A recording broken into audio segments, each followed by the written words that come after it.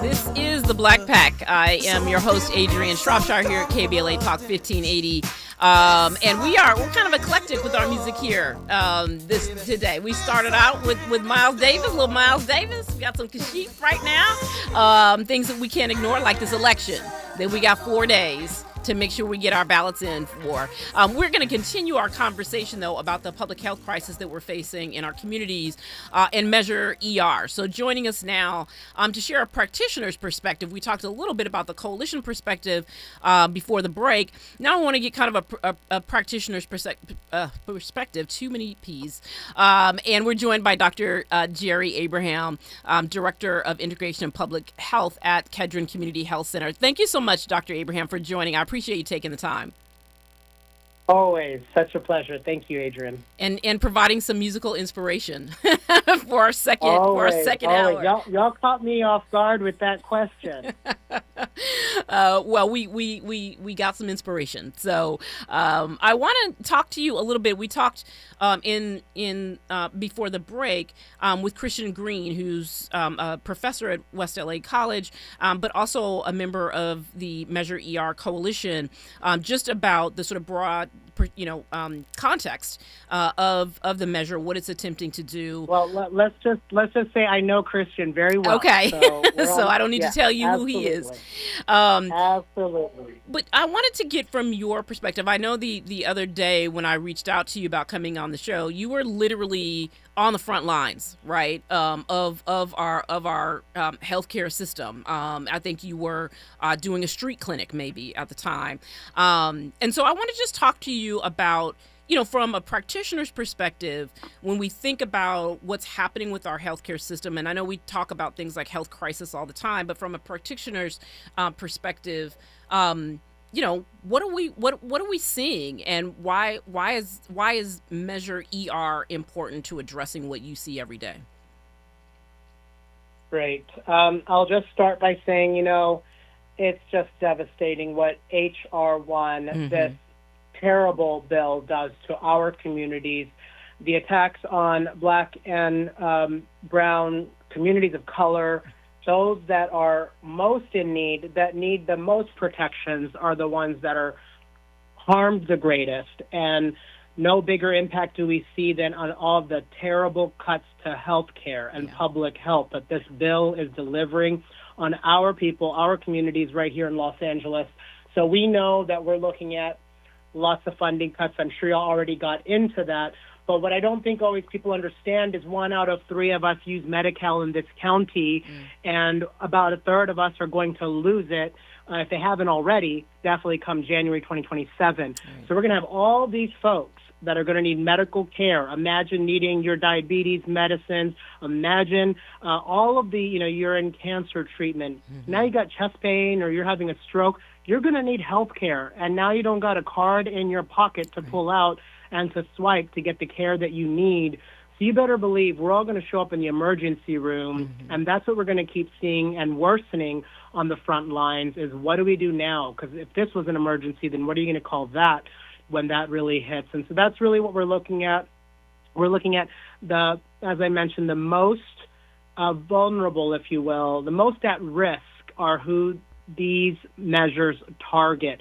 We are really trying to make sure people living on the streets of LA, living with homelessness, people living with serious mental illness like schizophrenia or bipolar disorder, those struggling with opioid use disorder, those living with HIV, that they continue to get the care they need. And we're going to do that by keeping the hospitals open, the community health centers open, making sure that public health and emergency preparedness continues to happen. And that's ultimately what Measure ER, this half-cent tax for LA County that allows us to raise $1 billion a year for 5 years so that we can all keep our health insurance and our health. That's what Measure ER is all about. Yeah, I appreciate that. And when I was talking with Christian earlier, we talked about how important it is to help folks understand, sort of kind of beyond the ballot language that we all read, right? When we're trying to understand what the ballot measures are, we read this ballot language, and sometimes it can feel very disconnected from the real people who are either going to benefit or suffer, right? If if measures pass or don't pass, right, depending on what they are. So I appreciate you, sort of tying in the real, like the actual people, right, who are, in need, right, vulnerable and in need of care in a system that is already overburdened, I think is maybe, you tell me if that's a polite way of saying what we're experiencing right now. I mean, I don't even know how to answer your question, to be honest. It's not even about trying to be polite at this point. It's literally a fight for our lives. If you don't have your ballot in your hand, or if you haven't mailed it in, go find it. And you better vote, because it's literally a vote to save our communities. And it's a vote for some people to literally save their health care, their life. And people's lives depend on accessing the doctor's office, the hospital, their medicines. And this stuff ain't free. Right. And they're paid for by Californians paying their taxes and us getting our fair share back. And now we're not going to get it back. So we can't look to Washington to come save us. We never do or never will. As we've always done, we will save ourselves. And that's exactly what we're trying to do here with Measure ER, is that if we can all pitch in, literally it's a half cent on every dollar we spend on not groceries, not prescription medications, but the other dollars we spend here. If we can all pitch in that half a penny, then we might be able to actually help that family, that pregnant woman, that person that is disabled, that person that is homeless, that's trying to get their health care so they can make their lives a little better. Yeah, I appreciate that, both in the, if get your ballot, or if you don't know where it is, go find it, because these are, we often don't think about our vote as helping with life and death matters, but in many cases they do, and this is one. So Dr. Jerry Abraham, we have lots more to discuss with you when we come forward. I want to just continue, get a little bit more, have a little bit more conversation about Measure ER, and then I want to actually ask you about other races that you might be paying attention to, and what you're thinking about those. So stay with us more when we come forward. You're part of the Black Pack with Adrianne Shropshire on KBLA Talk 1580.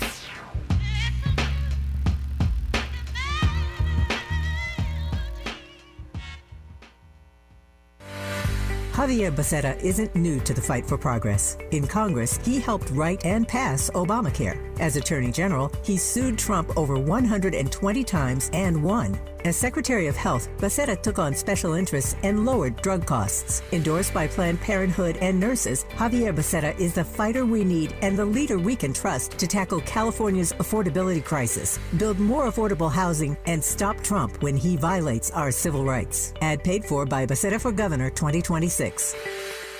Do you owe $10,000 or more to the IRS like Mark? I've been doing home remodeling for 30 plus years, but the economy crashed. I wound up losing my home, losing my job, and on top of that, owing the IRS a ton of money. I owed the IRS $114,000. It really, truly was the worst part of my life. Then Mark found tax relief advocates. On news radio, I heard about TRA, and I thought, what's the worst that could happen? So I picked up the phone and I called them. When it was all said and done, TRA settled my $114,000 debt for $100, and I'm telling you, I was ecstatic. Could not believe it. Would recommend TRA to anyone. If you owe 10 or even hundreds of thousands of dollars to the IRS, don't lose hope. Do what Mark did and call TRA for a consultation. But TRA did. They gave me a second chance, and I'm forever grateful. Visit TRA.com or call 800-575-8935. 800-575-8935. That's 800-575-8935. Let's celebrate. Y'all did it! Loving each other, needing each other. Hey, Los Angeles. KBLA Talk 1580 is turning 5, and we're celebrating in a big way. Oh my God! Join us Friday, June 19th, Juneteenth, 4 to 7 p.m. at the Beehive for our 5th anniversary bash and Juneteenth celebration.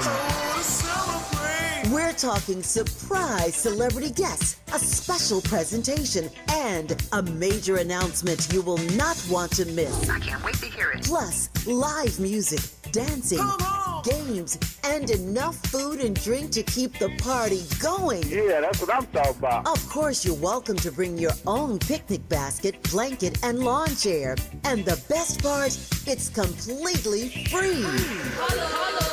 But here's the thing. You've got to sign up in advance. Space is limited, so don't wait. Head to KBLA1580.com right now and lock in your spot. Friday, June 19th, the Beehive, KBLA Talk 1580. 5 years strong, and we're just getting started. Happy anniversary, KBLA! Yeah, man. Let's get back to more of the Black Pack with Adrianne Shropshire right now on KBLA Talk 1580. This is the Black Pack, and we are continuing our conversation with Dr. Jerry Abraham. So, Dr. Abraham, I wanted to just talk to you or ask you. You were quoted in the Sentinel talking about the importance of our healthcare system, and you talked about some of that here, like that. Where really the healthcare system is helping millions of people. And you talked about the kinds of people, seniors, veterans, right, working families, folks who just have no place else to turn.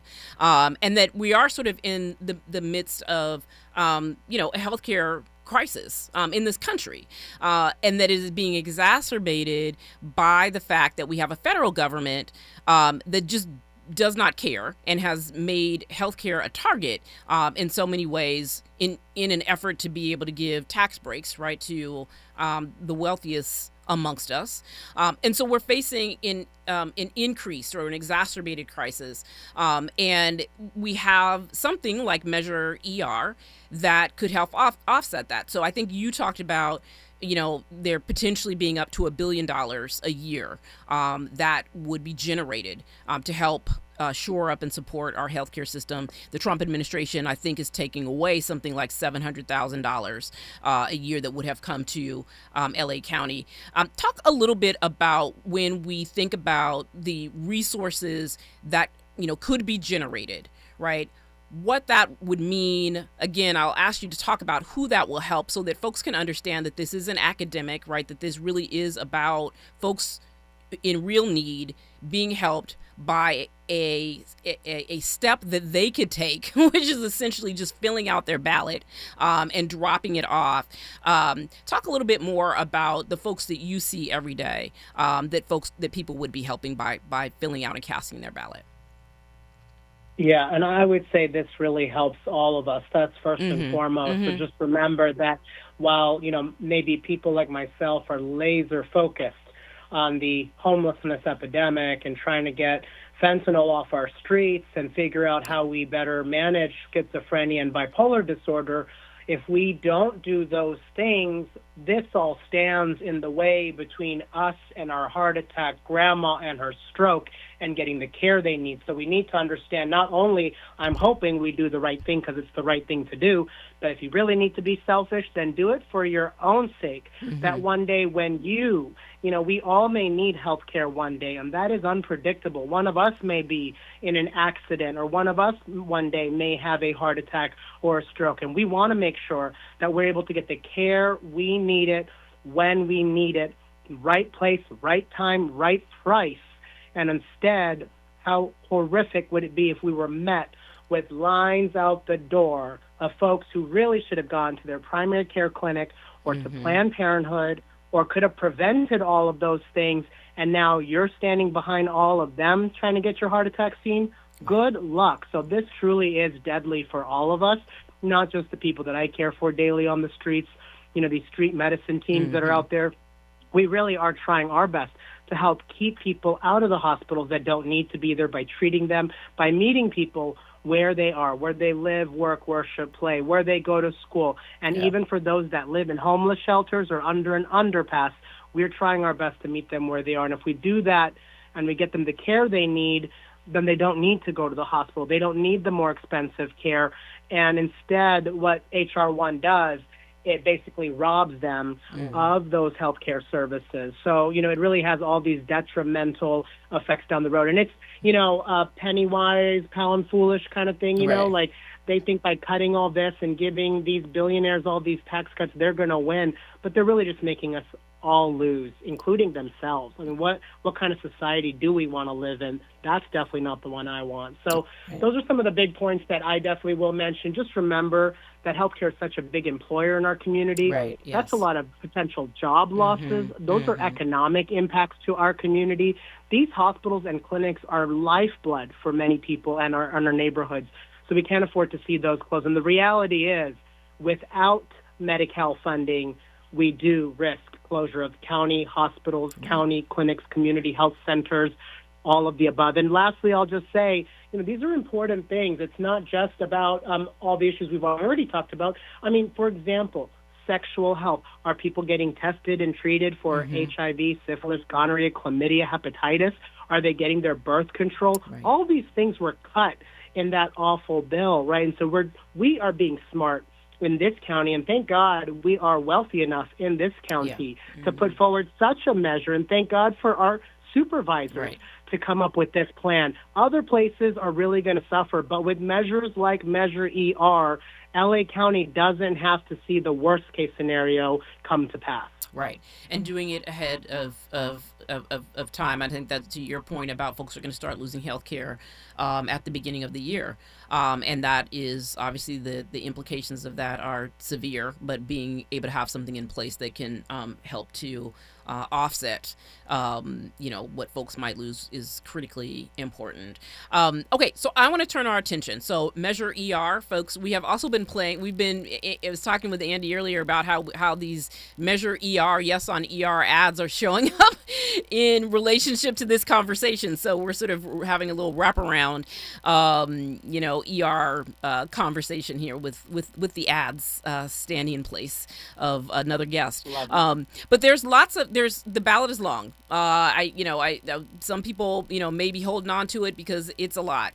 But there are many other races. When I was talking earlier with Christian Green, he was talking about how he's hosting a vote party for young people tonight to bring their ballots and get help if they need help understanding the ballot. And one of the things that he said is, if you don't know who the judges are, come down and we'll help you understand the judges. So I was wondering, as I was thinking about this race and the need for people to hurry up and get their ballots filled out and turned in, are there other races that you are looking at that you would like to encourage folks around? I know the judges one for me is always one where I'm like, okay, I think I know these folks, and then I have to go back and do research and all of that. But what about for you? Are there other races and people that you would be encouraging folks to take a look at on the ballot?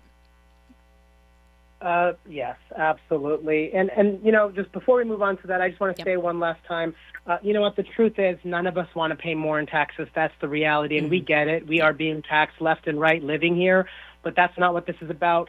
This expires in 5 years. We can go back to the way things are. Let's get this White House back in order one day and send all the right people to Washington, and we can fix this. But for right now and for these next 5 years, let's help fix our own problems with this, and it doesn't need to be permanent. So don't be afraid, and I know none of us want to be paying more in taxes, but this is one we need to pay. Right. Now, moving on to those judge stories, you're right. It is so hard. I'm literally sitting here looking at my ballot. I filled it out. Just need to turn it in now. And I'm excited that Christian's doing that party over there in Leimert Park tonight. People need help figuring out, because I think sometimes we think, how do things like these judge elections affect us? And it is a little strange as to, why are we electing these judges? But here's what I will tell you, as I see, because I work in our jails and prisons and try to help people get health care, and we see folks trapped in this justice system. Part of the problem, just like getting more black doctors, for example, we need black lawyers. We need black judges. We need people from our communities and people who look like us to be in these roles. And so one thing that I do believe when it comes to our judicial system, how do we raise up more judges of color, more other minority types of judges? And I see that here with the office number 2, where, one of my colleagues and one of the deputy district attorneys for the county is running for this seat against a very seasoned, a judge who's been there for a minute. And you can imagine what that looks like for many of us. That's probably maybe older, more tired, straight white man, and they've been in these seats and positions of power. But Tal, this young deputy district attorney who's been fighting for people caught up in the justice system and fighting for our victims of crimes within our communities, is now running and is being courageous enough to run against establishment here. And so for that seat, number 2, the party leaders and many people, myself included, are really rallying around Tal Valbuena for judge. And I think that's really the right move. Another one I want to highlight is 64, where we've got Rhonda Heyman, a black woman who is in the justice system currently, has been defending one of our public defenders here in the county, very talented, and now she's running again also against establishment, and she would make a fine judge. And so when I think of 2 admirable young leaders from our communities who are fighting the good fight, those are the people that I want to see in our courts. Those are the folks that I want to see be our judges and administer the law fairly, and that's what our communities really need. So Tal for 2 and Rhonda for 64. That's really helpful. I think just that context of, certainly the helping people understand who could be good for our community as individuals, but also just that context of understanding the importance of our criminal justice system and needing to have folks who have particular life experiences and come from particular communities sitting in really important roles that for a lot of people are also kind of life and death situations, and so I think thanks for that context for why these are important, and that folks should be paying attention to getting folks from our community into those positions. What else are you looking at? What other important races are you trying to encourage people to fill out their ballots around? Well, I don't even want to step into the jungle primary that is our governor's race. We'll see where that lands. God help us, and let's hope there are 2 Democrats on the general election ballot. Yeah. And, we'll just see where that goes. But when I clearly look at this mayor's race, there is a clear winner for me, and that is our mayor, Karen Bass, who continues daily to prove and show what we can do for our city, how we continue to prioritize public safety, who really does care about Angelenos and our daily lives and how we can improve it. This woman has led for years, not only as a community organizer, she herself is a physician's assistant, has cared for patients at our county hospital, then led our state legislator as assemblywoman, went to Congress, has fought for us in Washington, and she's been fighting for us as our mayor. And we need to continue to empower her to continue to do her job, because we know the Olympics are coming. We know Trump's going to come with that. Right. We know that there are more crises at hand. You want skilled. You want a technocrat. You want someone who understands our government, our community, and the state and the federal government, so we can pull all the levers. And that's the skill, and this woman's got it. Yeah. So Mayor Bass for me. Well, I appreciate you saying that, because I think that, there's some new polling that came out yesterday, maybe even, that showed this really tight race, right? That has Mayor Bass, sort of leading, but then followed, very closely by Spencer Pratt, and followed very closely by Nithya Raman. And I think sometimes that, there's sometimes a kind of a disconnect, right, between the electoral process, the sort of politics of it all, and regular people who have to figure out casting a ballot. And sometimes when we see things like polls in the news, it's confusing to people. I think there's lots of folks that, think that, the mayor is, like, she's got it, like, I don't know if I need to pay that much attention, like, she's got it.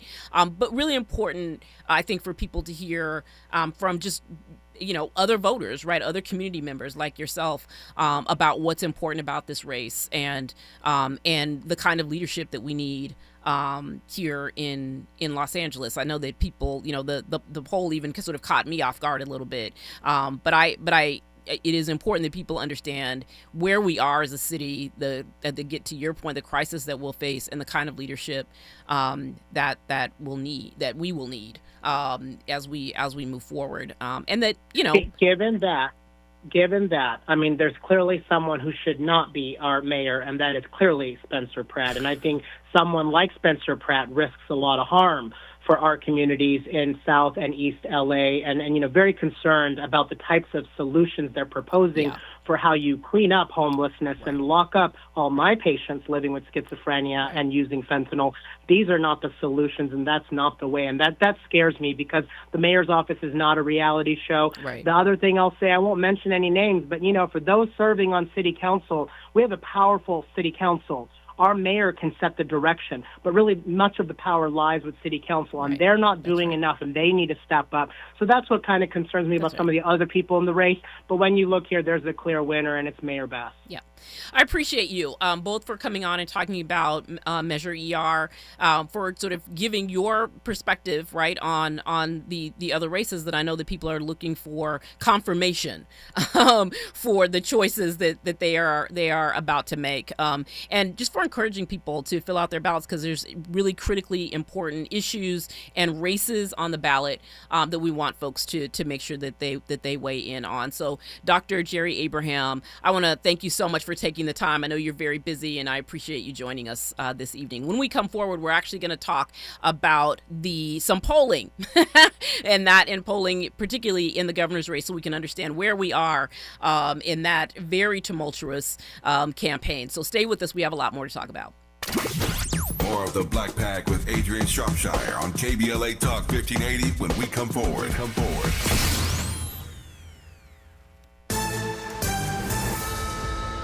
I'm Amber Payton with BIN News Now. Von Miller says he wants to return to the Denver Broncos to end his career. It doesn't feel like I left, so I would love to finish my career here. The Super Bowl 50 MVP says he plans to play this year and has talked with team officials. Miller played for Denver from 2011 to 2021 and is currently a free agent. The ACLU of Rhode Island has announced a settlement for a Gulf Middle School student unlawfully arrested in 2019. The African American and Native American honor student was handcuffed after a schoolyard fight. The Obama Foundation is revealing the first slate of programming for the Obama Presidential Center's grand opening weekend on Chicago's South Side. The celebration runs June 19th through the 21st, featuring live performances, family-friendly activities, food, art, and storytelling. The Obama Foundation is a nonprofit collaborator of the Black Information Network. Get BIN News Now on demand 24/7 on the iHeartRadio app. Still hiding your legs because of spider or varicose veins? West Medical offers minimally invasive vein treatments that require little downtime. Most PPO insurance plans cover treatment, and they verify your benefits free. Call 1-800-WEST-MED today for your free consultation. This is the KBLA Sports Minute with Ray Richardson. The Dodgers are back in action tonight after a day off Thursday. They start a 3-game homestand tonight against Philadelphia. The Dodgers, 16 games over 500, have won 5 straight and are 12-2 since May 12th. They lead Arizona by 4.5 games in the NL West. For the first time since 2018, the NBA Western Conference Finals will have a Game 7. The San Antonio Spurs and Oklahoma City Thunder meet up tomorrow in OKC. The winner moves on to face the New York Knicks in the NBA Finals. At the moment, OKC is a 3.5-point favorite. 5 p.m. tip-off tomorrow on NBC. Tonight at 6, it's your Friday night sports fix. Out of bounds in prime time. Join me and my co-host Neil Scarborough for 60 minutes of sports chatter with some black folks flavor. You can hang out with us on the KBLA YouTube channel or hit us up at 1-800-920-1580. No debates, no speculation, just the info you need. That's your KBLA Sports Minute. I'm Ray Richardson on KBLA Talk 1580. You have something to say, and we want to hear it. KBLA Talk 1580 is engagement radio, not outrage radio. A place where your hopes, your frustrations, and your ideas are welcome. 24 hours a day, 7 days a week. Real talk, real people, real Los Angeles. KBLA Talk 1580, the station that sounds like the city looks. Tune in on your AM radio dial at 1580. Download our free KBLA 1580 app or listen live on our website at KBLA1580.com. Unapologetically progressive. Javier Becerra isn't new to the fight for progress. In Congress, he helped write and pass Obamacare. As Attorney General, he sued Trump over 120 times and won. As Secretary of Health, Becerra took on special interests and lowered drug costs. Endorsed by Planned Parenthood and nurses, Javier Becerra is the fighter we need and the leader we can trust to tackle California's affordability crisis, build more affordable housing, and stop Trump when he violates our civil rights. Ad paid for by Becerra for Governor 2026. Let me tell you something about Los Angeles. This city doesn't have small problems, so it damn sure doesn't need small, weak leadership. That's why I support Karen Bass. She walked into a system that was slow, broken, and reluctant to change. She cut through red tape and started moving people off the streets into housing. She created the Office of Community Safety to make our neighborhood safer, supported wage increases for many underpaid workers, expanded contract opportunities for small minority business, and signed an executive order to give formerly incarcerated people a second chance. Karen Bass is about real change. I'm Samuel L. Jackson, and I've seen a lot of people talk tough. Karen Bass is tough. That's why I'm voting for Karen Bass, and you should too. So vote today. You received your ballot in the mail by now. You don't even have to go to the polls. Just fill out your ballot and hand it to your postal worker. No stamp needed. Paid for by re-elect Karen Bass for Mayor 2026, 445 South Figueroa Street, Suite 2400, Los Angeles, California 90071. Funding details at ethics.lacity.gov. Let's be real. For too long, too many of our students have sat in overcrowded classrooms in underfunded public schools. But as head of the San Diego School Board, Richard Barrera changed that. Under Barrera's leadership, student literacy rose from the state average all the way to #1 among major urban school districts. Barrera led the way for smaller classrooms and for teachers to be paid what they're worth. Barrera funded more counselors and mental health services, and community schools that teach real-world skills for future jobs. A community organizer who became an education leader to fight for our kids. The only candidate for State Superintendent of Public Instruction, backed by the 310,000 classroom educators of the California Teachers Association. Vote Democrat Richard Barrera for State Superintendent. Ad paid for by California Teachers Association Independent Expenditure Committee, not authorized by a candidate or committee controlled by a candidate. KBLA Talk 1580. We've got a lot to talk about. KBLA Talk 1580 is connecting you with services and solutions. Domestic violence and family violence is when someone in an intimate or family relationship tries to gain or maintain power and control over another through a wide range of abusive behaviors. Every single act may amount to abuse. Abuse can take on various forms: psychological and emotional, physical and economic, and sexual abuse. The Genesee Center Incorporated is a nationally recognized nonprofit domestic violence prevention and intervention organization, housing women and children from 30 days up to 2 years through emergency and transitional shelters. The Genesee Center also provides support services like mental health counseling, life skills classes, computer training, job referrals, after-school programs for children, field trips, tutoring, and comprehensive direct legal services. If you need help or you'd like to donate or volunteer, call the Genesee Hotline, 1-800-479-7328. That's 1-800-479-7328, or visit genesee.org. Everyone has the right to be safe. This is a community call to action from KBLA Talk 1580.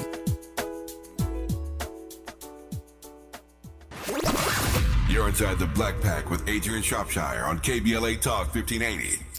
We are going to wrap up the show tonight talking about where the governor's race sits. We have talked about how wild it's been over the course of the last several weeks. We've seen folks drop out. We've seen folks surge. And so it only seems, fitting that we wrap up the show at the last Friday before, the Tuesday, which is the last day that you can turn in your ballots, with Dr. Sha'Carri Byers, who's the managing partner at the polling firm Eviteris. Welcome back, Sha'Carri. Thank you so much for ending this Friday with me. Absolutely. Thank you again for having me. It's always a pleasure. So before we get into the horse race, I know we were talking earlier about, like, a lot of our ballots are still laid out, on our kitchen tables, either waiting for us to either just put it together and put it in the envelope or to actually fill it out. And so before we get into talking about where people are and what we're seeing in these final days in the governor's race, I wanted to ask you about what you're seeing from voters in terms of motivation. It's sort of gone. It started out real low. I think when you and I first started talking about it, it's gone up a little bit. But I'm wondering where voters are right now in terms of their motivation to participate in this election. Yeah, that's a great question. And what we know from the survey research is motivation to vote in general is high. And we're seeing that anecdotally as well when we talk to voters. They're telling us that they think this governor's race is critically important. So people are motivated to vote, upward of 85 to 90% across all major demographics. The question is how enthusiastic people feel about the governor's race and the candidates on the ballot. Now, we didn't ask that question, so we don't have a point estimate. But your point earlier about the fact that many people still have their ballots on their table, waiting to be filled out or waiting to turn in, I think is a sign that this year is a bit different and people have been hesitant about the candidates from which they have to choose. Yeah, I think that's right. And I count myself among those whose ballot is spread out on my dining room table. I think it's been hard because it's been so kind of tumultuous, right? In terms of this race in particular, and folks seem to have been, waiting, right, to sort of make that final decision. You all have released some more polling. You all have been doing a tracking poll across some weeks now, right, trying to see what's happening, what movement is or isn't happening within the governor's race. And so describe for us where things are, right? We're 4 days away from the last day to vote. Where does it appear that things are right now between these various folks at the top of the polling range? Yeah, absolutely. We've been running polls since March, and so we wrapped our last tracking poll last week, actually, on the 16th. And what we saw is what we continue to see. There was a recent poll by Berkeley IGS in the LA Times that came out a few days ago, which is neck and neck with Becerra and Hilton. And evidence shows that Becerra is potentially pulling out a little ahead, but we've also seen some movement from Tom Steyer. And so there are now three candidates in the top tier, and I think it's really going to be a photo finish. And so tell us where are they? I think we saw Steyer in particular in the previous weeks, still kind of behind. You tell me. I believe this is what we saw, but still kind of behind the other Republican candidates. So we have Steve Hilton, who's been sort of in the top tier. We had the sheriff who was somehow seemingly right in the top tier. And so are we seeing him kind of fall off and Steyer sort of surge a little bit, or what are we seeing there? That's exactly right. Okay. So if we look at last week where we were, we had Hilton and Becerra essentially neck and neck. Hilton was at 22% and Becerra is at 21%. And we saw Steyer move up to the second tier. So he was at 15%. And then just below that was Chad Bianco, the sheriff, out of the IE. He fell to 10%. So previously, when we looked at the beginning, it was Hilton and Bianco. We had this panic, if you will, that we would have, the Democrats would be locked out of the race. That has shifted over the course of the last few weeks. And so Becerra and Hilton have emerged over the last couple of weeks as the front runners in the race. And we see Steyer last week really gaining ground, surpassing Bianco, and making it into that second tier. And this week, with the IGS poll that was recently released, it's looking like an even broader jump for Steyer, who is now running neck and neck with Hilton. So the LA Times Berkeley IGS poll has Becerra at 25%, the front runner in the race now. Hilton at 21, and Steyer near statistically equal at 19%. So this is really looks like, if we can, if Berkeley IGS has it pegged right in these final days, a race between Hilton and Steyer for that number 2 spot. Yeah, so it is really interesting because there was a moment, right, that there was that hand-wringing moment, several weeks ago, where there was all this concern that there was going to be 2 Republicans, right, in the general election, and that has sort of shifted to, well, maybe it will be Becerra and Hilton, right? So you'll have a Democrat and a Republican in the runoff, but it's now looking like, or you tell me, it is a possibility, right, that you could end up with both Becerra and Steyer in the runoff if what we're seeing in the polls is correct. That's absolutely right. So you have Steyer at 19%. That's just 3 points behind Hilton, and so that's a gap I think he can close. There's still a lot of ballots outstanding. When we look at the data as of Wednesday, only 11% of voters had returned their ballots. And so there are a lot of votes out there to be counted. And that's amazing. 11% of ballots have been returned. 11%. Wow. That's right. And we know that many of those have been Republicans, which has been the pattern, even with the polling. A lot of the early numbers in the race that had 2 Republicans in the leading spots were because Republicans consolidated fairly early around those 2 candidates, with very few voters undecided. Democrats and independents, it was a different story. They were, largely undecided until recently. And so we're seeing that lag in the ballot returns as well.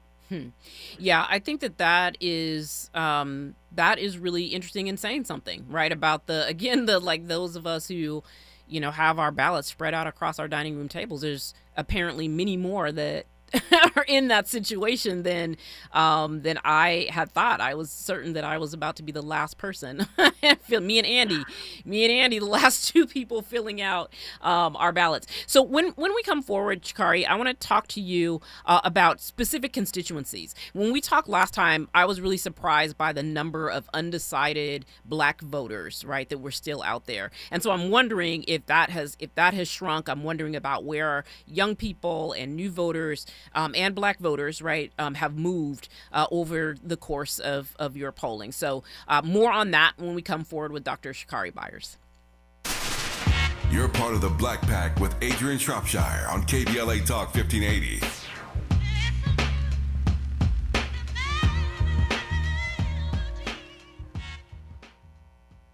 My name is Cynthia Mitchell. I've been an emergency room nurse in Los Angeles County for 25 years. I've been there through every fire season, every outbreak, every earthquake. Every time Los Angeles needed us, the doctors and nurses of Los Angeles County showed up. And right now, I'm seeing another disaster coming. Trump's cuts to Los Angeles County's healthcare system are a public health crisis in the making. Medi-Cal, public hospitals, disaster preparedness are all at risk. But we can stop it. Measure ER fights back against these cuts. For a half a penny, we keep emergency rooms open, care within reach for working families, and doctors and nurses serving the communities we love. When you vote yes on Measure ER, you're not just voting for health care, you're voting for LA. Vote yes on Measure ER by June 2nd. Ad paid for by Yes on ER, Restore Healthcare for Angelenos, sponsored by St. John's Community Health and Health Justice Action Fund. Ad committee top funder, St. John's Community Health. Hi, I'm Chris Holden, former California Assembly member, former Mayor of Pasadena, and CEO of LA Fire Justice. I've spent my career fighting for our communities. When I saw Edison celebrating $4.5 billion in profits while Eaton fire survivors struggled to make ends meet, it made me simultaneously sick and furious. Families and individuals are dealing with financial pressure, insurance delays, costly remediation, and the painful question of how to rebuild their lives, while the utility that caused the fire is paying its executives millions and is more profitable than ever. That's not justice, that's a disgrace. Join the lawsuit with LA Fire Justice to hold Edison accountable. We're here to help you, your family, and our community recover.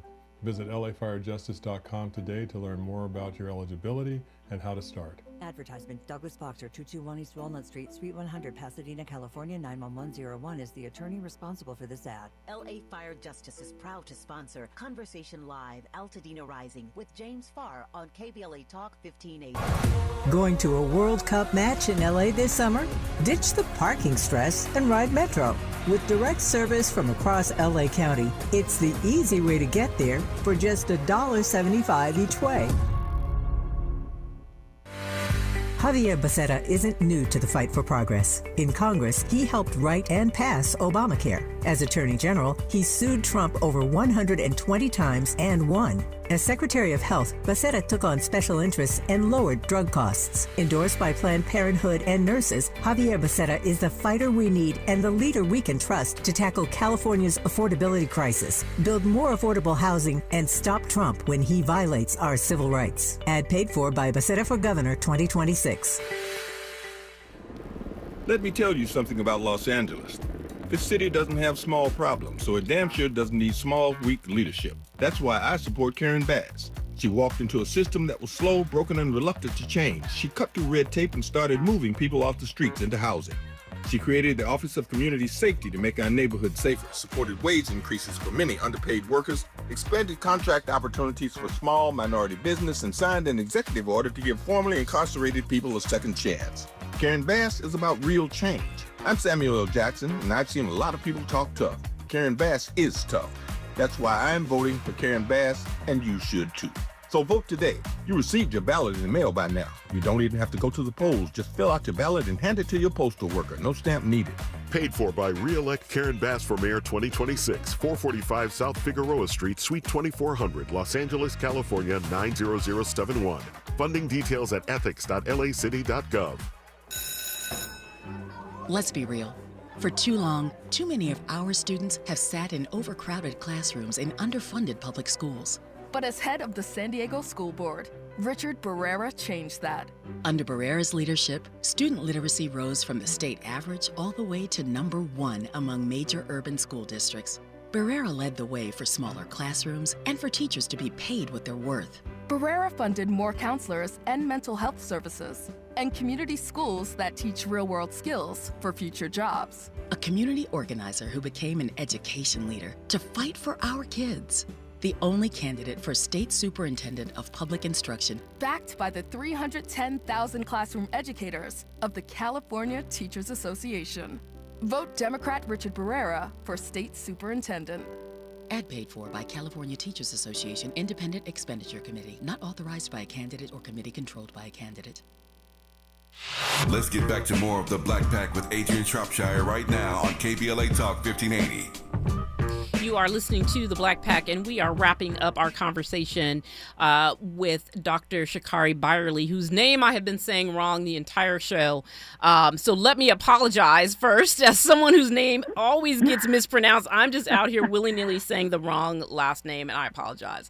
It's no problem. No problem. Thank you. We are talking about the governor's race, and before the break, I asked about what are we seeing from specific constituencies. I was surprised, maybe not surprised, but certainly a little bit about the amount of undecided voters generally, but certainly the amount of undecided black voters that we saw in your last poll.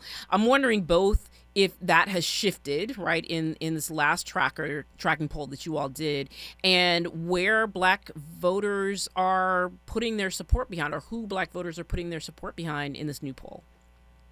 Yeah, that's a great question, because throughout this race, including last week, black voters continue to be among the most undecided when it came to the governor's race in the candidates. Wow. Roughly about 1 in 4 were undecided relative to other constituencies. This was last week. Yeah. We have, however, seen some shifts. And not surprisingly, because we're closer to the election, the most recent polling by Berkeley IGS pegged it down to 10%. So people have moved significantly in the right direction. And we've also seen shifts in vote choice. So if we look at the results last week, we saw Becerra in the lead among Black voters, closely trailed by Tom Steyer. And we're seeing a bit of a flip in the most recent polling by Berkeley IGS. Now, I will say the methodologies are somewhat different because the Aviderus poll last week is just likely voters with a very small segment of what we call our opportunity voters who may not have voted in prior primary elections or may not say that they're definitely going to vote. And the Berkeley IGS poll, the crosstabs that they provide are for all voters. And so they don't filter the results by race and ethnicity according to vote likelihood. And so that's a bit of a shift. I don't think that it is a material difference. The patterns are very similar. So what we see here now is actually Steyer showing a lead among Black voters relative to Becerra. So the numbers exactly that we have among Black voters are Tom Steyer at 29%, compared to Becerra at 20%. So a full 9-point difference. And it was flipped the opposite last week when we had that higher undecided vote. And so people are shifting preferences as the race closes in. Wow, interesting. So he's picking up those undecided people are making the sort of last minute decision. Those votes seem to be going to Tom Steyer. That's right. And what about young folks? I mean, we were earlier in the show, I was talking to Christian Green about the work that he does with young people and getting them involved in the political process. He's doing a vote party tonight for young people to come down if they need help with their ballot and understanding what's on their ballot. So I'm wondering what we're seeing in the same regard with young people, both in terms of undecided, but also in terms of where they're putting their support. Yeah, that's a great question and one that's top of mind across the spectrum. Again, a similar pattern to what we saw among Black voters, which is a very high undecided up until really last week. About 1 in 5 voters under 35 were undecided last week, and we've seen that come down considerably. When we look at the undecided vote, just pulling up my numbers here. I know you've got charts that you are going through and flipping through, and that a lot of data slipping through my fingers. But I can tell you where the vote is going. Actually, it looks like overall we had 7% in the Berkeley IGS poll that were undecided overall, and I think.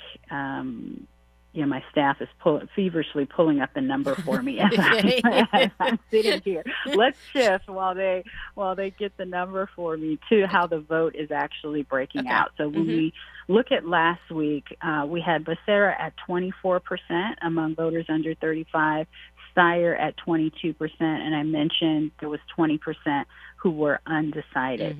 Now, when we look at the IGS poll, we have the age breakouts a little bit differently done. They look at the 18 to 29 segment.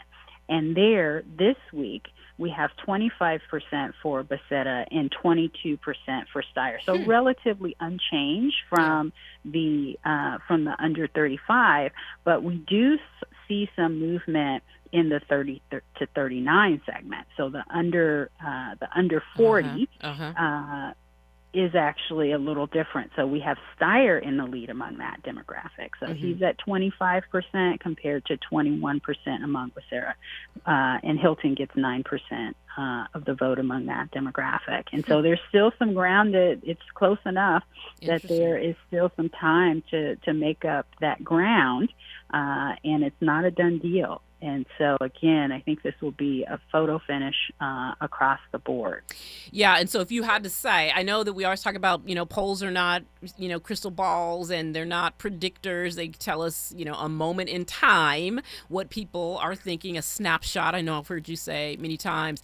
But if you had to predict what is going to happen on Tuesday, what would you say? Who are the top well, two? I'll give you trends. I can't make Okay. a prediction. Okay. I can't go on record. Okay. I can't go on record with that. But all trends, the winds are pointing to potentially having two Democrats at the top of the ticket. It's not too late for that. Mm-hmm. The current numbers are showing Becerra and Hilton in the lead, but the 10 points that are undecided roughly can make a big difference. And so there's still an opportunity, I think, for Steyer to overtake Hilton with those, especially with only 11% of the ballots turned in at this point. And there's that would be my assessment, that if the vote was held today, which is the question we often ask voters, it would likely be Becerra making it into the general election, matched up either against Steyer or Steve Hilton. Yeah. And none of that will be real until people fill out their ballots. That's right. And put them in the envelopes. And at this point, people really should drop them off at a vote center or take them and put them in a drop box. We are down to the wire. I am down to the wire, Sha'Carri. So I need to I am practice. as well. I'll full disclosure. I'll be right there with you. I have my ballot that's sitting there ready to go into its drop box. So you are not alone. We're all running. So yes, it will be a fascinating end point, and I can't wait to see what happens on Tuesday. Although I think your not predictions, your suggestions around the trends seem spot on to me. So thank you so much for coming on. I always appreciate hearing from you and bringing the data that we need, even though it's not a crystal ball. I think it helps us understand what's going on. So thank you so much for joining me, and thank you all once again for joining me here at the Black Pack. We'll be back next Friday, 4 to 6 p.m. with the election results right here on KBLA Talk 1580. Enjoy your weekend. KBLA 1580 Santa Monica. I'm Amber Payton with BIN News Now.